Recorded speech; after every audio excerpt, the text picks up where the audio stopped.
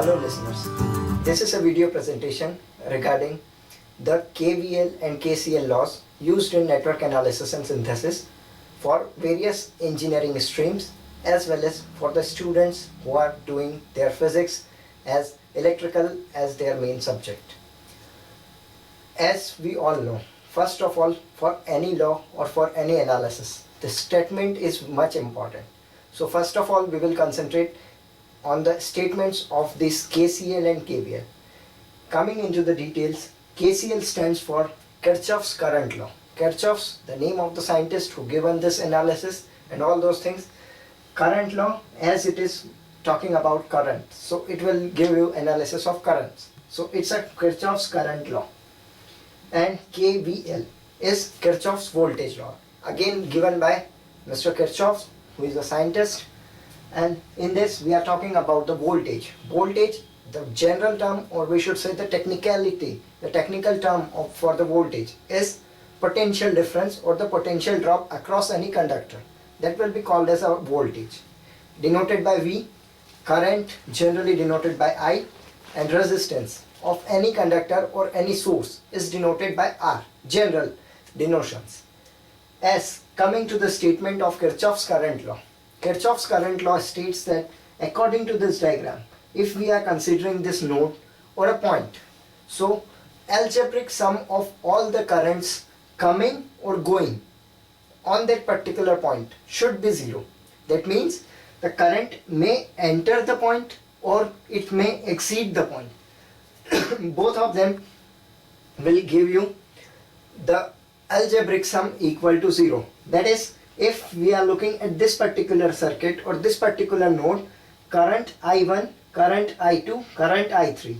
As we all know, something is entering. If we are giving that direction positive, then anybody or any current which is leaving this will be given as negative. That means current I1 is positive, current I2 as it is leaving away from the point, that is negative, and I3 going away from this node, that will give you negative I3. As Kirchhoff's current law states that sum of all the currents, whether they are positive or negative, is equals to 0. That means if we are considering the particular node A, that means current is equals to 0. That means current entering in the point, that is I1, which is inside direction, that means it is entering, that should be positive. Current I2 which is leaving the node, that is minus I2, plus I3 which is also leaving the node, that will give you I3 with a negative symbol. The sum of all the currents entering or exiting, or we can say the currents existing over here on this node, is equals to 0. Now, solving this equation algebraically, we will get I1 is equals to I2 plus I3. That means we can get a conclusion from here, that is entering current should be equal to leaving current at a node. At a node, current entering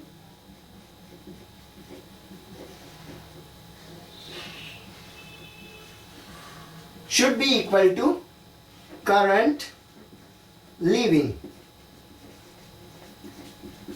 One of the important analysis or one of the important law used in network analysis for calculating current, and this will really helpful for the students to know whether for a nodal analysis or other analysis or a loop method, which we will cover up in the next lectures.